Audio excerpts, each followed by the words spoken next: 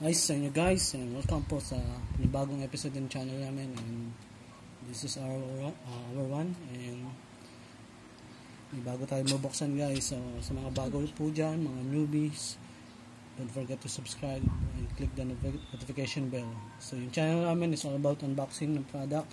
Nagbibigay kami ng mga tips kung ano yung magandang item and reviews.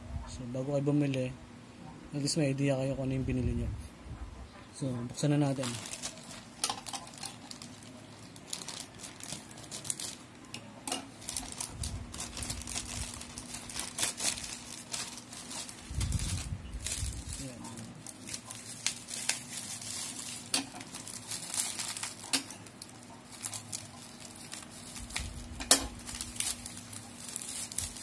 Ganda kasi dito sa guys, pinatutupad nila yung paglalagay ng bubble wrap para maging safe yung product.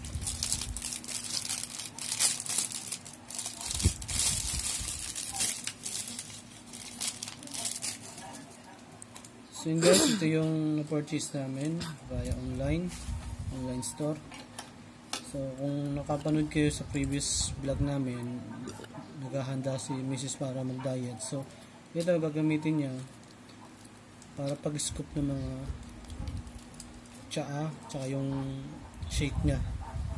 Kasi doon based to sa requirements sa program ng diet. May kanya-kanyang sukat yan. So ang brand dito ay wala, parang generic lang. Measuring spoons, imperial and metric measures. So set of 5 siya.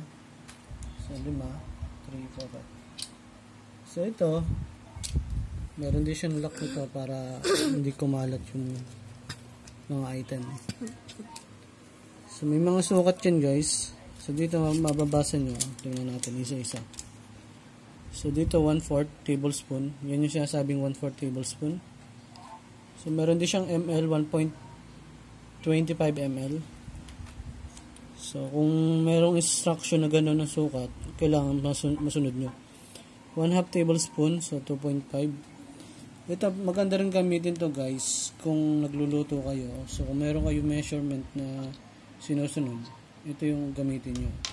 So hindi lang siya pang diet na pang scoop. So ito naman is 1 tablespoon. Ito yung eksaktong 1 tablespoon, 5 ml. So kung nagsusukat kayo ng mga ingredients ng condiments, yan.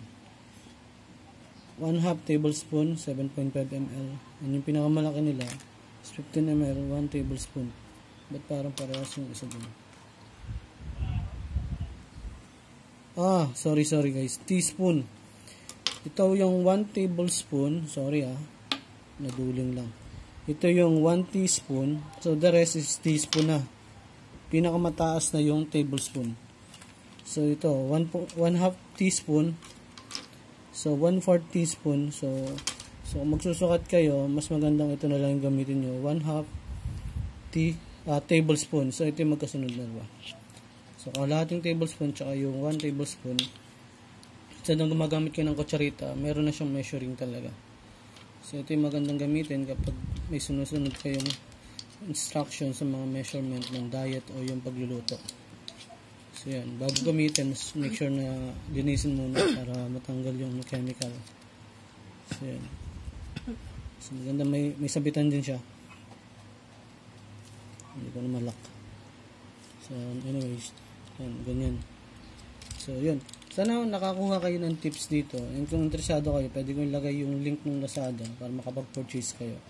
So actually, mura lang naman to. So medyo natagalan din bago dumating. Pero okay lang, at least nakarating ng maayos. So bago kami magpaalam, so shoutout muna tayo sa mga bago nating mag-subscribe sa channel natin. So para ma-recognize sila. So shoutout kay Veronica Carino. So ito yung mga bago nag-subscribe nito lang last week or in nakarang araw. Si Leonardo Ferrer, shoutout sa iyo. Salamat sa pag-subscribe. Jen Vivas and Yuhan Korea. Actually may mga iba pa, pero kinuha ko lang yung latest na 4 kasi At least makabati man lang tayo sa kanila. So shoutout sa inyo lahat and salamat po sa pagsuporta. Sana patuloy nyo kaming panoorin and pakishare po ng mga video. So yun, and God bless po sa inyo lahat. Ingat po.